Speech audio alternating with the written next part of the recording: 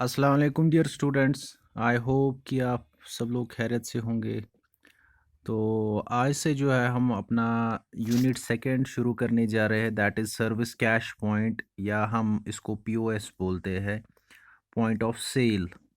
Service cash point और point of sale. तो देखिए क्या होता है सर्विस कैश पॉइंट या पॉइंट ऑफ सेल। कल मैंने आपको थोड़ा सा पिछले 2 लेक्चर्स में इसको बताया था कि एक बिलिंग काउंटर के पास एक सेटअप रहता है। वहाँ पे काफ़ी इक्विपमेंट्स इंक्लूडेड रहते हैं। एक कैशर के सामने कंप्यूटर रहता है, या उसमें बारकोड स्कैनर्स लगे रहते हैं, डेस्क्स रहते हैं, कैश रजिस्टर्स रहते हैं। उनको हम जो है उसको हम उस पॉइंट को पॉइंट ऑफ सेल, जो बिलिंग पॉइंट होता है एक रिटेल स्टोर में, उसको हम पीओएस बोलते हैं। या हम सर्विस कैश पॉइंट बोलते हैं। तो वहाँ पे होता क्या है, जो भी रिटेल स्टोर में कैशियर जो है वो कहाँ पे रहता है, उसका पॉइंट जो है अपनी सर्विसेज को देने का, उसकी एक स्पेसिफिक लोकेशन जो है वो होती है बिलिंग काउंटर में। वहाँ पे जाके वहाँ पे बैठ के एक कैशियर जो है वो प्रोडक्ट्स को स्कैन करता है, जो भी प्रोडक्ट्स कस्टमर परचेज करता है। उसके बाद उन प्रोडक्ट्स को स्कैन करने के बाद वो उनकी एंट्रीज जो है कि या तो कैश रजिस्टर में एंटर करता है, या अगर आपके पास कोई इक्विपमेंट है, इलेक्ट्रॉनिक डिवाइसेस है, उसमें वो एंट्री हो जाती है। उसके बाद एंट्री होने के बाद कैशर जो है वो बिल्स को कलेक्ट करता है in the form of cash और चेक, क्रेडिट कार्ड्स और डेबिट कार्ड्स। उसके अगेंस्ट वो एक इशू रिसिप्ट देता है कस्टमर को। देखिए पेमेंट जो है वो आप किसी भी फॉर्म में कलेक्ट कर सकते हैं, जैसे आपका स्टोर का प्रोसीजर होगा। अगर आपके पास अवेलेबिलिटी होगी प्लास्टिक मनी को एक्सेप्ट करने की, such as credit cards, debit cards आप एक्सेप्ट करते हैं, तो आप जो है आप कस्टमर्स को वो चीज़ें दे सकते हैं। या अगर आप कैश में ही ट्रांजैक्शन अपनी लेते हैं तो आप कैश में ही लीजिए। तो ये काम भी कैशर का होता है।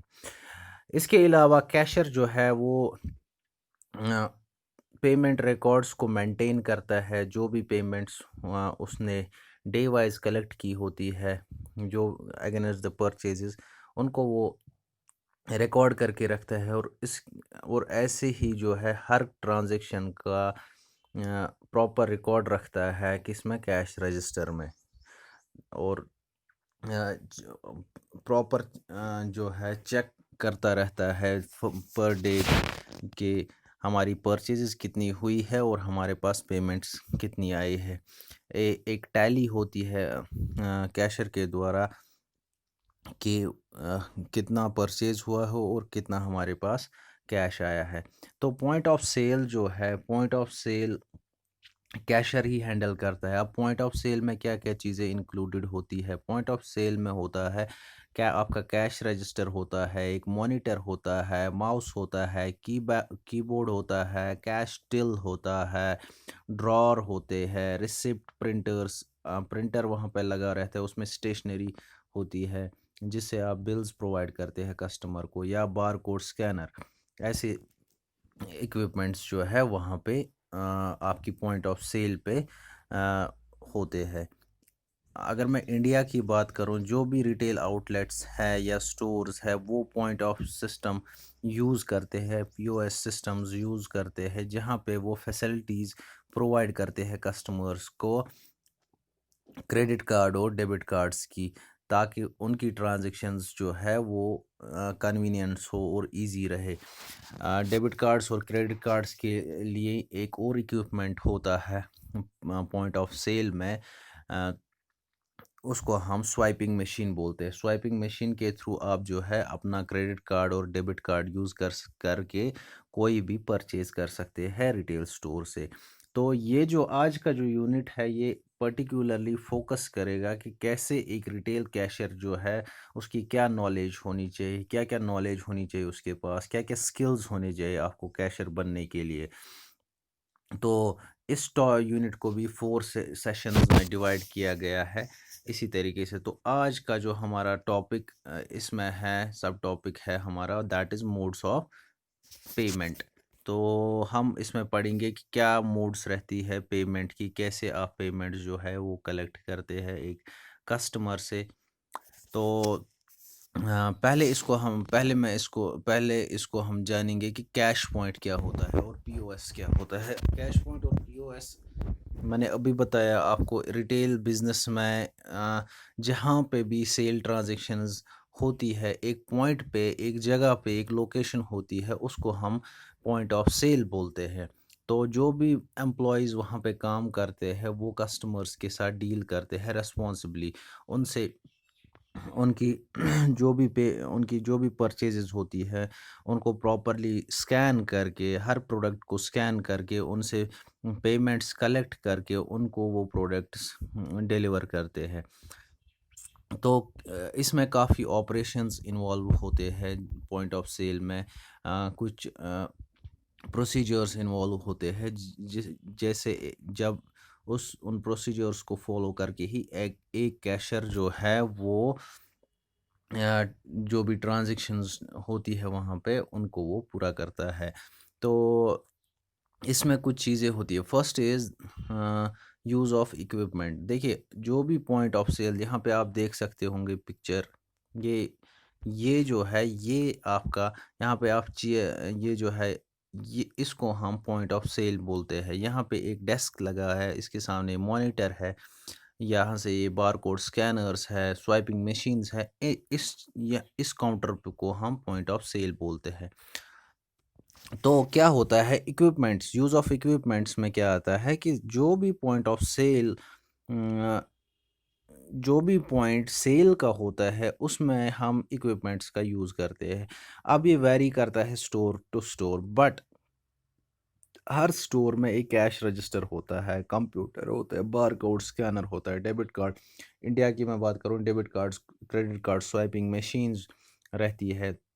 रिटेल कैशियर को इसका एक्सेस होता है, वही इन कैश रजिस्टर्स को, या जो भी आपका लैपटॉप है या जो भी आप डेस्कटॉप वहाँ पे यूज़ कर रहे हैं, आप ही के पास उसका एक्सेस होता है। आपके पास रिटेल कैशियर के पास ही सिक्योरिटी लॉक रहता है। खाली रिटेल कैशियर्स ही जो भी इसमें इंफॉर्मेशन स्टोर रहती है उनको देख सकते हैं।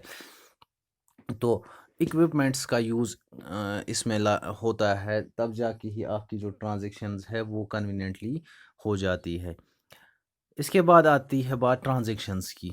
ट्रांजैक्शन जो है ये एक फाइनल स्टेप है कस्टमर परचेजेस का।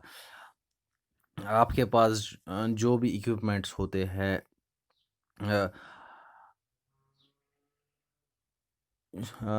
पॉइंट ऑफ सेल पे जो भी आप इक्विपमेंट्स यूज़ करते हैं, उसमें जो है आपके पास, आपको जो भी आपका कैशियर वहाँ पे बैठा है, अ, जो भी वो इक्विपमेंट्स यूज़ करता है, उनको जो है उनको पता होनी चाहिए कि कैसी ट्रांजैक्शंस जो है प्रोसेस हो रही है, क्या कस्टमर्स की डिमांड्स है, किस तरीके से वो अपनी पेमेंट्स करना चाहता है।